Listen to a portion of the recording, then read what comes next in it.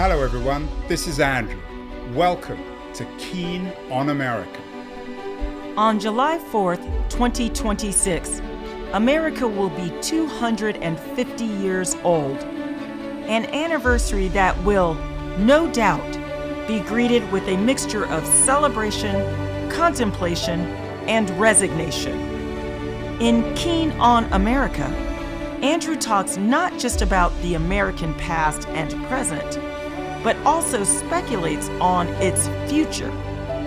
What, Andrew asks, will be the 21st century fate of this now venerable American republic?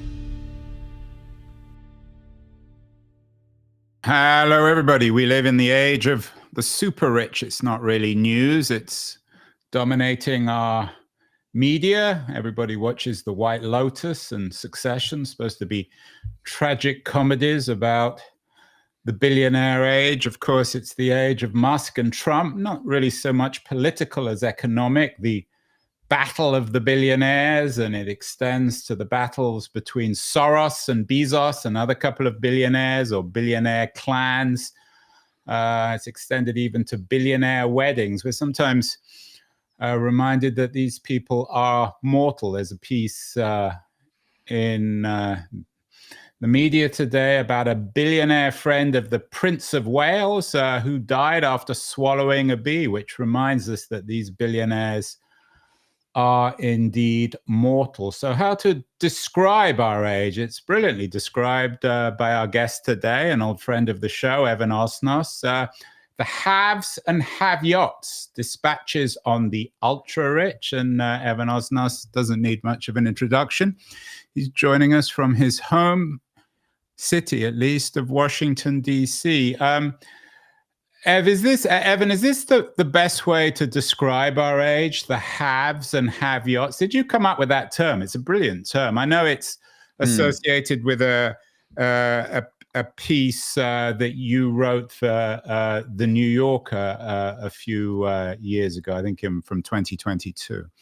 Well, thank you, Andrew. I think I don't get credit for the coinage originally. It's been rattling around a bit over the years. It felt to me, though, that we hadn't seen it on the cover of a book. And I decided that as I was poking around on this topic, there were some of the obvious ways one could describe a book of this kind. You could say it's about the 0.01%, or you could have another more conventional description. But I thought that capturing it this way might convey what is, frankly, my particular preoccupation, which is the interior life, the anxieties, the motives, the drivers that go on, particularly at that seam between the haves and the have-yachts.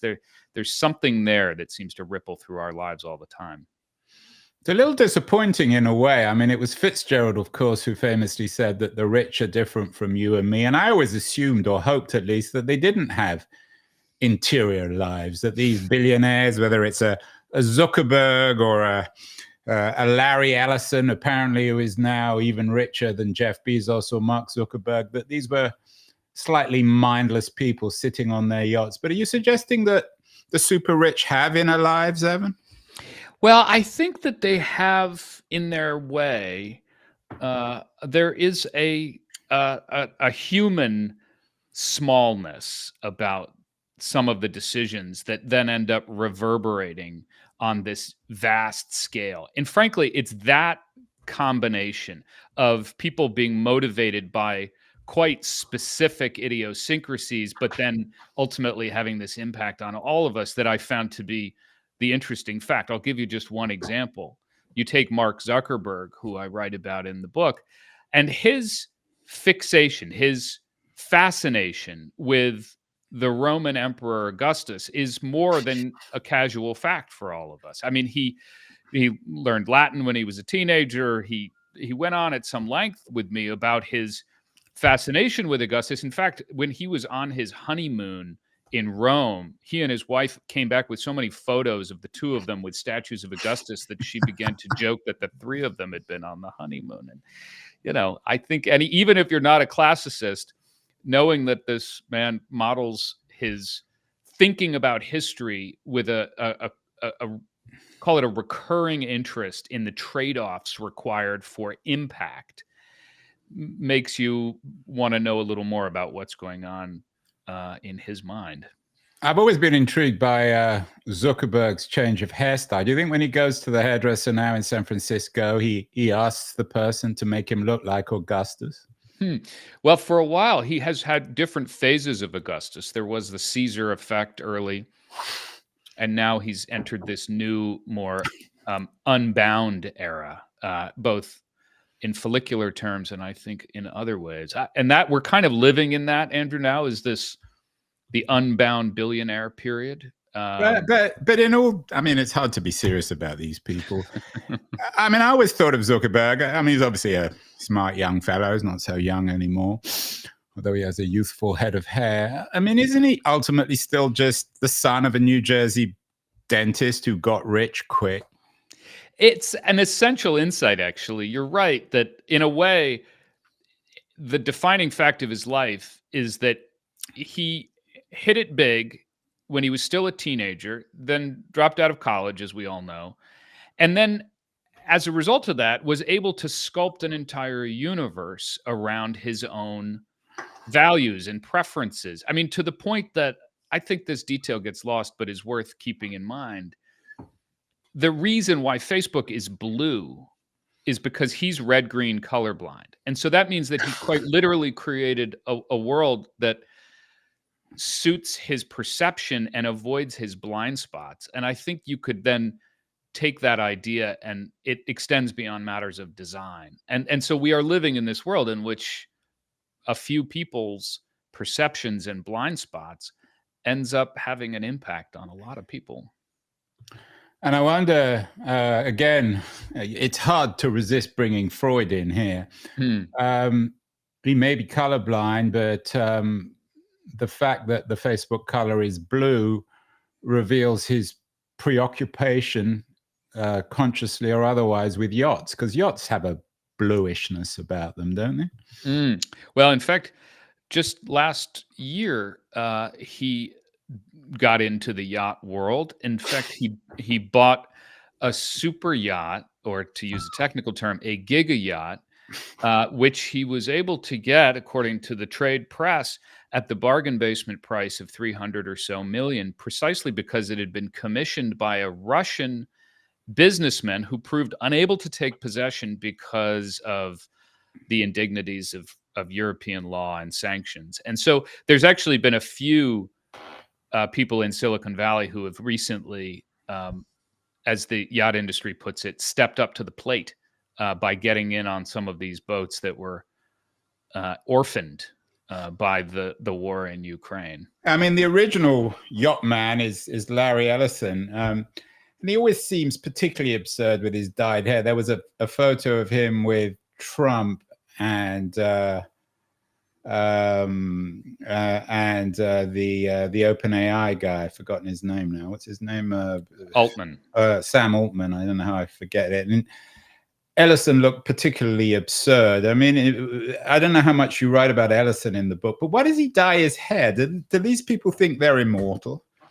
Well, I think that the question of mortality is actually central to the matter. I've come to see that, and we've all heard about the various ways that some of the billionaires are trying to extend their lives, either organically by injecting themselves with various things, or perhaps by uploading themselves ultimately to and Thiel is a very good example of this, who's a pioneer both of living forever and of developing technology to allow others to do it too.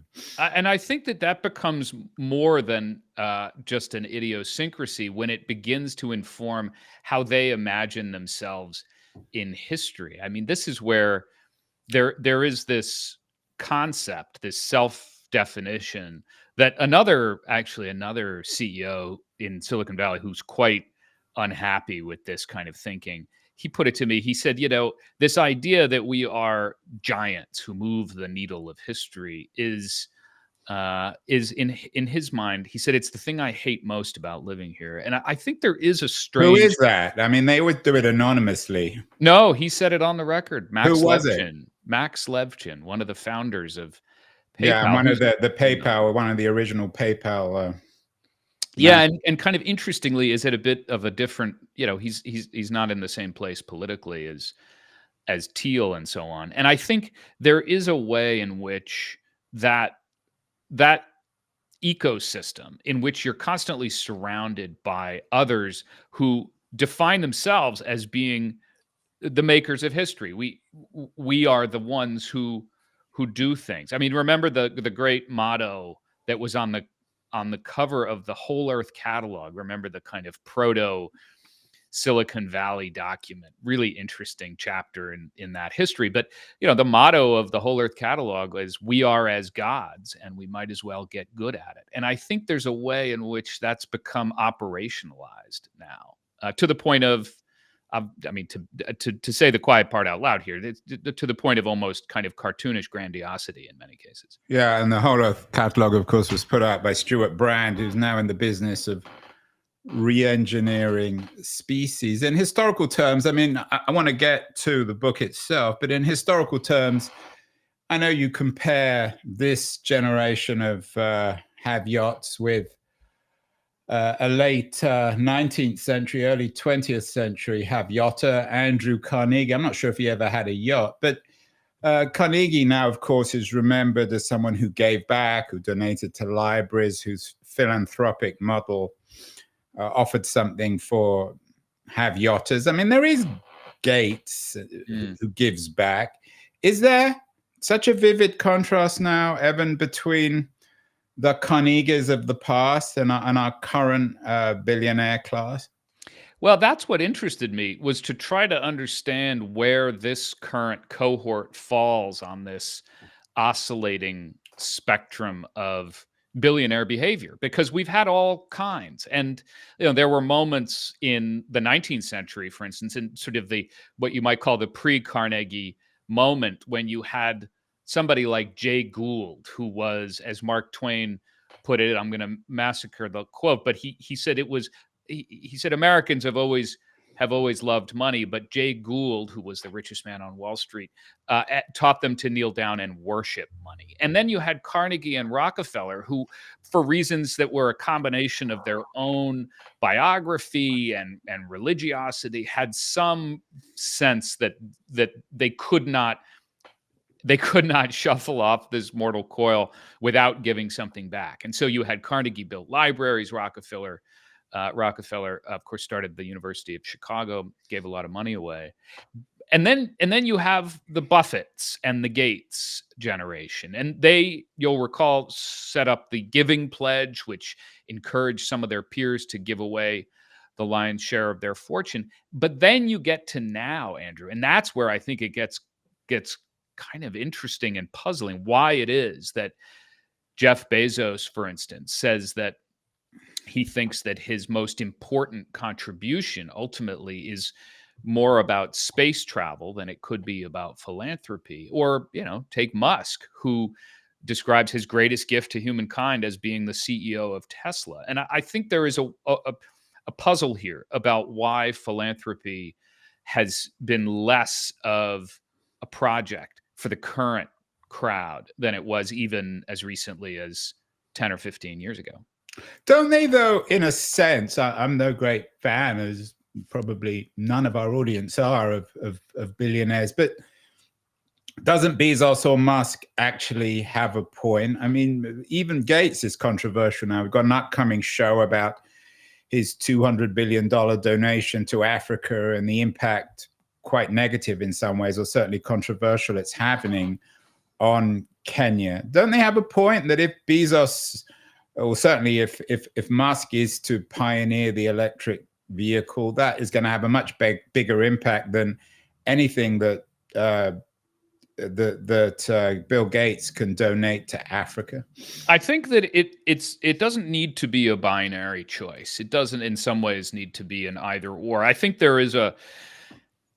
these ideas move like a culture or a fashion. And right now, the fashion, as articulated perhaps most forcefully by Mark Andreessen, the venture capitalist, is, as he said in his techno-optimist manifesto, that philanthropy is just an inefficient way to try to improve humankind. Now, look, I think that there are reasons for philanthropy beyond just the most specific calculation of impact. Take, for example, the moral message that it conveys to society, which is to say that the idea of obligation, the idea of power being also a form of responsibility, is something that is expressed either in explicit or implicit ways every time we open our social media and see what Jeff Bezos is doing that day. And if we see that what he's doing that day is out on his yacht with his fiancée, surrounding themselves with celebrities, okay, society takes a message from that. But there's another way to conduct yourself. And I am alert very much to the performative qualities of these characters, in the sense that Warren Buffett knows that when he presents himself as just living in the same house he's always lived in Omaha, that's a certain kind of, there's a value in that. But it is also more than just a skin deep idea. And I think part of my purpose in writing this book was to just define and declare that we are living in a season of flamboyant oligarchy. That's what this is. There used to be, Andrew, yeah, so it's the age of White Lotus and Succession. Exactly. I mean, the fiction is real. Yeah. And what's amazing about it is there used to be an expression in the private wealth management world that the whale that never surfaces doesn't get harpooned. But today it seems that the whales are rather competing for attention on the surface of the water, and I thought it was important to take stock of it. Yeah, and they not only are competing for attention, they're actually investing in the attention economy, like Musk, who put $40 billion, mostly of other people's money, into X. You mentioned Mark Andreessen. I wonder whether Andreessen and Bezos are kind of bookends of our new age. I mean, Bezos seems particularly pleased with himself. He has a new wife, a new lifestyle. He doesn't seem to be particularly bothered with anything. I remember once bumping into him in a bathroom in Los Angeles, and he's a very amusing and amused guy, and he seems to be continuing that. But Andreessen and Musk, speaking of your term skin deep, they seem very easy to offend. They don't seem to be very happy Have-Yachters. I'm not sure if you spent much time with Andreessen or Musk. But again, coming back to this idea of the very rich being different from you and I, are they in their own way just as easy to offend, just as thin-skinned as everybody else in our social media age? It's actually a very important observation. I think that their level of aggrievement turns out to be an important ingredient in now.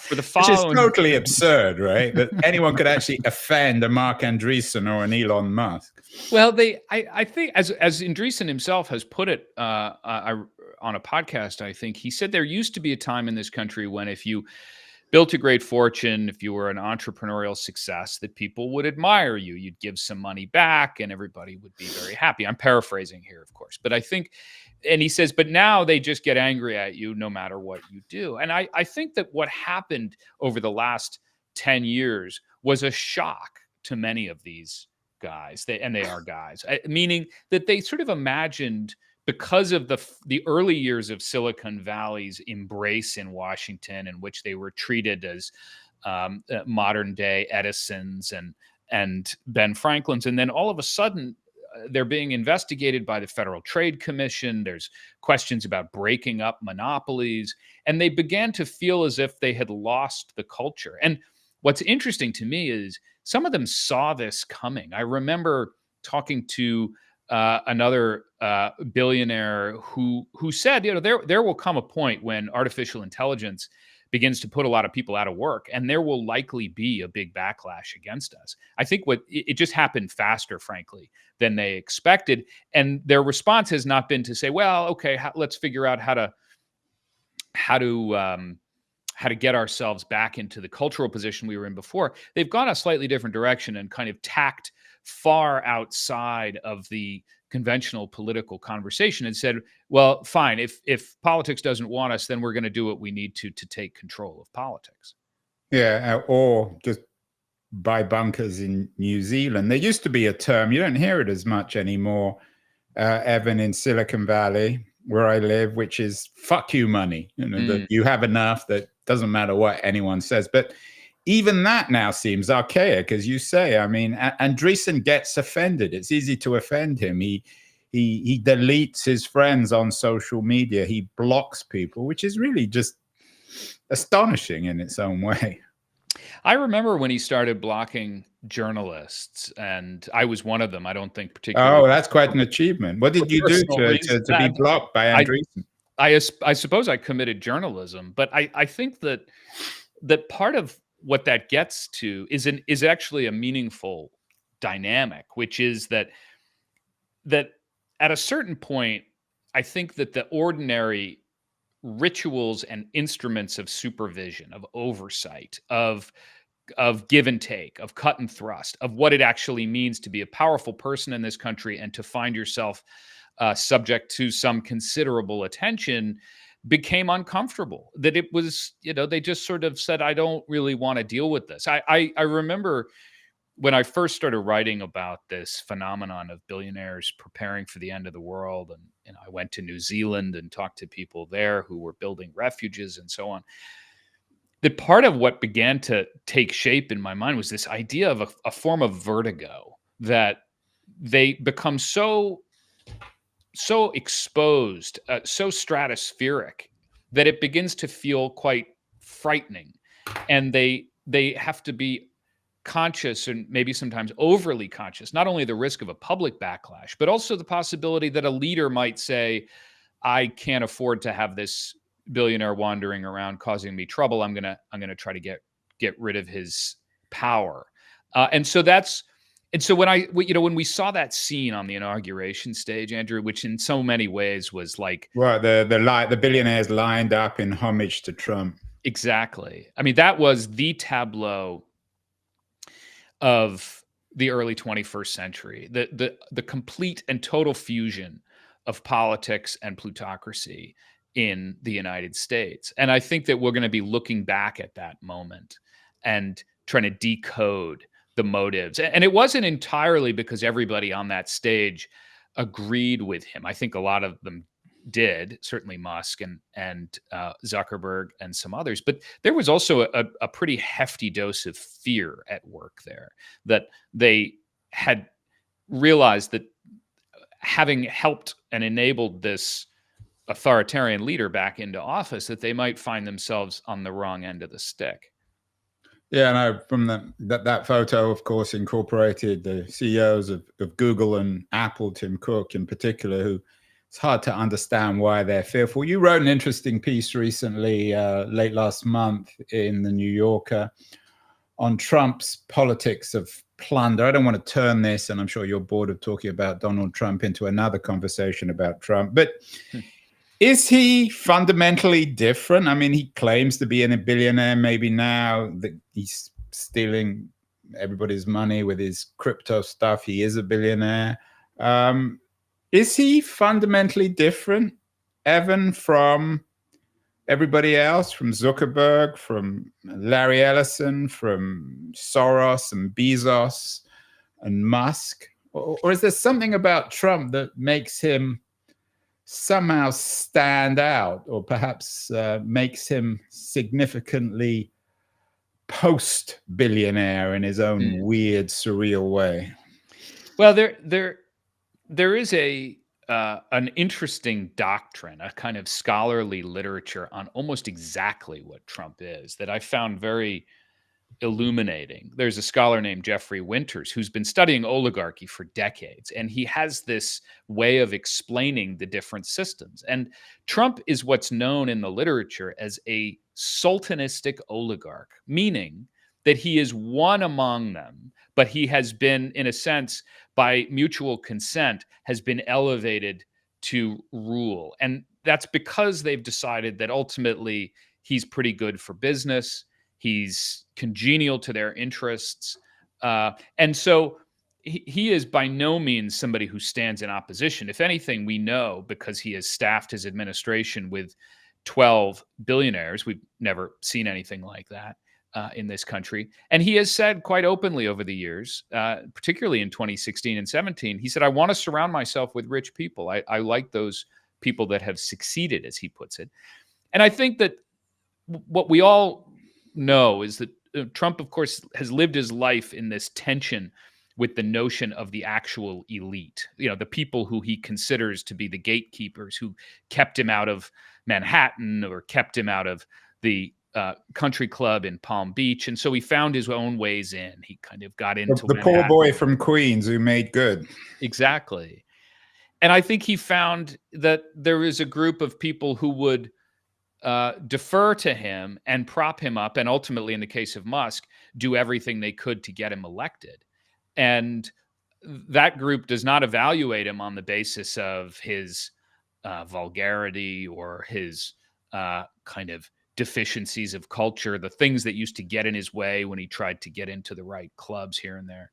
Instead, they're just saying this guy, in the end, and I've heard this over and over again from billionaires, frankly, who say, I don't like him personally, I don't like his character, but I think he's going to be good for what I care about. And that is the story. Yeah, it's interesting. John Rausch, of course, from Brookings. We did a show with him earlier this week, and he likes the idea of Trump as a patrimonial leader. It's borrowed from Max Weber and a couple of scholars who've just written a book about it. So I guess it's a billionaire kind of patrimonialism. It's new and old at the same time. Tell me a little bit more about the book, Evan, because you didn't sit at your desk in DC and write this. You actually went out. There are dispatches on the ultra-rich. So you had the misfortune of being forced to sit on yachts in Monaco or Monte Carlo or in Palm Beach. What was it like? Did you have to hold your nose, or did you actually have fun? Well, the truth is that I am not somebody who actually knew much about this world at the beginning. But frankly, I kind of approached it the way that I've done the same thing over and over again. I'm a foreign correspondent. That's just who I am. I can't really do much else. And I try to do that here in Washington, too, in the sense of try to kind of approach this subculture and figure out what does the vocabulary mean? Why do people get respect and disrespect? Who is at the top of the heap and who's at the bottom? And what do they valorize? So you're more of an anthropologist than a foreign correspondent, or an anthropologist of wealth? I suppose so, an untrained, untutored one, but there I am. And, I found it to be a kind of reporting that felt to me as if it was political reporting all the time, even when it was in ludicrously comfortable places. I mean, I have to say it was the editor of the New Yorker who asked me to go out and poke around on this topic. David Remnick, right? David Remnick, and he said, maybe was it a punishment or was it a reward for something? Were you being a good or a bad boy at the New Yorker? I suppose you'll have to ask him. I think it was presented as a reward. Look, I think there is a reason why I found myself interested not only in these yachts, these machines, which are, after all, the most expensive machines, the most expensive objects that human beings have ever figured out how to own. I mean, that's not an abstract point, Andrew. I mean, the most valuable work of art, the Leonardo Salvator Mundi, which sold for the high 400 millions, is now, not incidentally, believed to be hanging on a super yacht, which belongs to Mohammed bin Sultan of Saudi Arabia. So it felt to me as if this was a machine that could give form in steel and suede to this era that, whether we like it or not, is dominated by the power of giant fortune. And in the same way that I have always been fascinated by the Gilded Age, even when I was living in China, frankly, is when I first started reading Twain's description of the American 19th century. I think coming here and seeing from Washington the way in which money was not just reverberating and ultimately adjudicating the result in politics, but also shaping things as private and intimate as my child's emotional experience or my own attention economy. That felt to me like about as urgent an issue as I could think of. You mentioned Mark Twain. We've already talked about um, Fitzgerald, of course, who was a keen observer of wealth. Wrote a wonderful series of books and short stories, The Rich Boy, Gatsby, of course. In your New Yorker piece, you write about Thorstein Veblen, the sociologist of wealth and writer on conspicuous consumption. Are there sociologists or anthropologists today, Evan, who get it? Or is the work of a Veblen or a Weber or even a Marx, is it still the best way of making sense of the super wealthy of our own age, the billionaire class who own these yachts, the most valuable things, as you say, we've ever produced? It's a great question. I mean, the canon remains Weber, Veblen, and it's amazing how true some of their observations are. And it's not incidental to me that Gatsby turns 100 this year. Yeah, and we've done a number of shows on him too. Of course, who wasn't one of the super wealthy.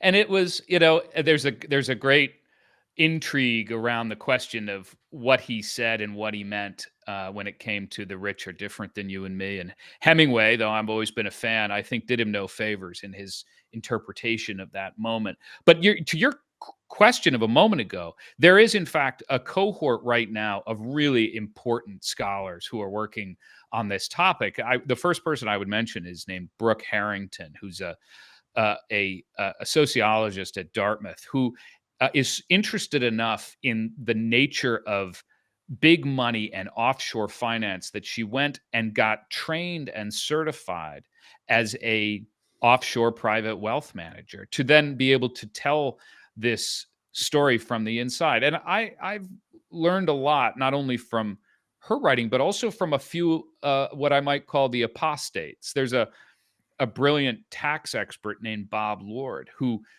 spent years essentially structuring people's taxes to avoid having to pay or being able to make as much of an inheritance as possible. And he eventually decided, I'm not doing something good here. And he's sort of taken his skills and turned it in a very different direction and is now illuminating the nature of the American tax structure with extraordinary clarity. And he does it on behalf of a group called the Patriotic Millionaires. But I think and we've had him, but we had somebody else from that group on the show. So I have to get that sociologist. It's interesting in the Publishers Weekly review, and they loved the book, but I think they got it wrong. They said that you follow the 1%. It's not the 1%. I mean, Occupy created this illusion, I think, of the 1%. What are we talking about? How do we quantify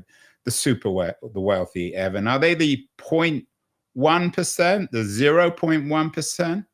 In fact, if you really drill down on it, what you find is that we should be paying most attention to the 0.00001%, which is 19 people today. And the reason why that matters is those 19 people in the United States, at least, they control about 1.8% of the nation's wealth. And the reason why that's meaningful is that if present trends continue, if we take the last 40 years and transpose them on the next 40 years without making any big changes to our tax and wage system, that group will control 18% of the national wealth. That's not an extravagant abstraction. That is just simply the arithmetic momentum. So what we're talking about is 19 people, in theory, at least speculatively, controlling 18% of the wealth of the United States.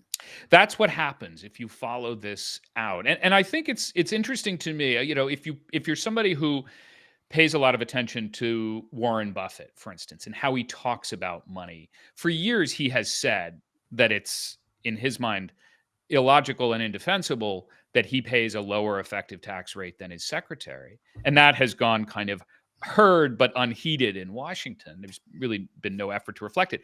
But he is also somebody who says that the simple power of compounding, the way that money creates money, that these things just grow, these fortunes can grow at an extraordinary rate, is perhaps the most important unannounced fact of our time. That once a centibillionaire, to use a term that never existed until recently. Once a centibillionaire gets into that realm, it's very hard to lose it. I mean, we talked a bit about the fact that, take the fact that there was nobody in the world 10 years ago who had $100 billion. Today, there are 15 people. And if the current trends continue, in about 10 or 15 years, we'll be talking about trillionaires. Yeah, we will. I mean, you said this hasn't been reported. I mean, Piketty wrote a very influential book about it. So it is reported. I mean, economists understand That's it. certainly true. And Piketty warned about it. One of the books that you've had great success with is Wildland, The Making of America's Fury. So you're all too familiar with the anger now in America. Do you connect this anger, America's fury, this what Nietzsche, of course, famously called ressentiment, with the Have-Yachts? I mean, your book is serious in some ways and less serious in others, but there is a deeply serious message here about the growing anger in America. It's not just the anger of Mark Andreessen, it's the anger of people who are struggling to put food on the table, the anger of people who are struggling to find places to live in, who now are living in their cars, the anger of an increasingly impoverished portion of this country. You're absolutely right. I am motivated, as some writers are, by essentially one story that I keep finding new expressions for over the decades. And when I was writing Wildland, it was my attempt to try to understand the sources of America's distress and resentment. And I was writing mostly from the perspective of the middle and the bottom in places like West Virginia, which I've spent a fair amount of time in. My first job out of college was at a little newspaper there, and I've kind of gone back over the years. What I concluded ultimately was the reason for a book of this kind was that Americans are fascinated and in some way repulsed by this giant wealth. That combination exists in completely equal measures. And I'm not making a generalization. There was a poll just last year, and you see it repeated in many different surveys, where 59% of Americans say billionaires are making the country less fair. And 59% say, or in that case, 60% say they also want to become a billionaire themselves. And it's that duality, that very American combination, that I think drives this, one of the drivers of this moment, because Americans in the end, and I've looked at reams of data on this, they don't ultimately get very unhappy about the creation of giant fortunes. That in and of itself doesn't bother them. What bothers them to the point of ignition is unfairness. If the feeling is that it's an unfair route, or that somebody is using their power to then crowd out my ability to have my voice heard or to have my chance at the brass ring, that trips a wire in the American mind. And we find ourselves really right now, I think, in the teeth of that. That's the topic I'm capturing in this book. As a foreign correspondent, you've also written about China. Your book, Age of Ambition, Chasing Fortune, Truth and Faith in the New China, was another big hit. Is China any different? I mean, China now, I think, is minting, if that's the right word, more billionaires than anyone else. Is what's happening in China when it comes to the haves and the have-yachts any different to what's happening in America? It's a fascinating counterpoint in some ways. I mean, I watched in my years in Beijing, I lived there for 8 years, and saw this advent of this new Gilded Age. In fact, that's what drew me to reading about the literature of conspicuous consumption, about the effects of some of these kinds of brazen moments of wealth. But the difference, of course, is that they have a political system in which you can't, in a socialist communist country, really have all that much of a casual relationship. to oligarchy. And in fact, Xi Jinping, and I know this from having reported on him in some detail, he took a look at the post-Soviet example. He saw what happened in Russia, and he said to himself, I am never going to be Boris Yeltsin, in which I am hectored and surrounded and constrained by oligarchs. And in a way, I think one of the things that draws him to Vladimir Putin is that Putin, of course, came in after Yeltsin, and he thought Yeltsin had humiliated Russia, that instead Putin was going to certainly not get rid of oligarchy. He was just going to make sure that the right oligarchs were in power. And Xi Jinping has made a couple of very demonstrative examples of people like Jack Ma, who was, after all, the richest man in China, found himself giving a speech in which he criticized government regulators, got off stage and was hustled off and was really disappeared for a few months, and now has returned to the stage in a much more docile form in which he claps along with President Xi at every opportunity. And the message to the rest of the Chinese plutocrats was quite clear. You don't mess with Xi Jinping. And in this case, in our country, the relationship between the oligarchs and the sultanistic oligarch is at this point much more companionable. But I think we saw in the breakdown of the Musk-Trump relationship that when you have this size of ego and fortune and competition, that when the elephants fight, the grass gets trampled, and we're all kind of scurrying around beneath them. Finally, China, they don't want to be Boris Yeltsin. In America, of course, nobody wants to be Joe Biden. You're the biographer of Biden. You wrote a book, The Life, the Run, and What Matters Now. Biden has perhaps aged literally and metaphorically more dramatically than anyone else, even more than Boris Yeltsin. I can't resist asking you, Evan, for a quick response on the Tapper book and the debate now about Biden, but more broadly, the debate within the Democratic Party about our supposed age of abundance that Ezra Klein has triggered. So firstly, a quick remark on Biden. I mean, he's a friend of yours, and I'm sure you're very saddened by what's happened.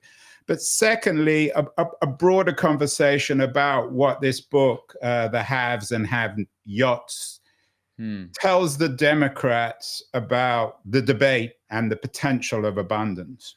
I think that the Biden story, let's be frank, ends in a tragedy, and there's no other way to tell it. I think I was always drawn to the fact, as one of his advisors once said, that you ask me who the luckiest person I know is, and it's Joe Biden. And you ask me who the unluckiest person I know is, and it's Joe Biden. His life had been this radical oscillation between success and failure. And I don't think it's a reach at all to say that, as the title of the book put it, it was an original sin to run for office again. I think that was a mistake that will unfortunately attach to Biden. And I came out of my last interview with him in January of 24, and at the time I wrote in the New Yorker that I sensed that he was gambling with his legacy, and that if he was wrong, that he couldn't persuade the country that he was up for the next term, that he would be judged harshly by history. And I think that's what we're seeing. I think that when it comes to where the party is going, I think that this question about an abundance politics or something further to the left, I went to a couple of these events in the last few months, including a Bernie Sanders rally, to try to gauge what the mood is. And I was struck by the number of people there who are not diehard Sanders fans, but found themselves at a Sanders rally precisely because they said, I'm afraid, and I want somebody who is speaking out and speaking up. There is a war within the there's a war within the Democratic Party right now about what the character of the party will be when it comes to money. And I've come to the view that I think that their strategic solution will probably end up not trying to persuade Americans to give up on this dream of being rich, but rather giving Americans the information and the tools to understand why they're not. That is an answer that is not as clean and clarified as what Bernie Sanders is offering, but I think it is probably closer to the natural home of American ideas about money. Well, there you have it. The haves and have-nots, according to the publisher. It was supposed to be published this fall, but they moved it up to June 3rd. Did they give you a yacht, Evan, in exchange for this new book? I'll check the mailbox, but it hasn't arrived. Well, next time you get one, I'll come on board and do some observation. I will watch you as you've watched The Super Rich. Fascinating new book. As always, a real honor and pleasure to have you on the show. We have to have you back. You've got so much more to report on in the contemporary, bizarre nature of contemporary America. Thanks, Evan. Congratulations on the new book. And we'll talk again in the not too distant future. Thank you so much. Thank you, Andrew. Great to be with you.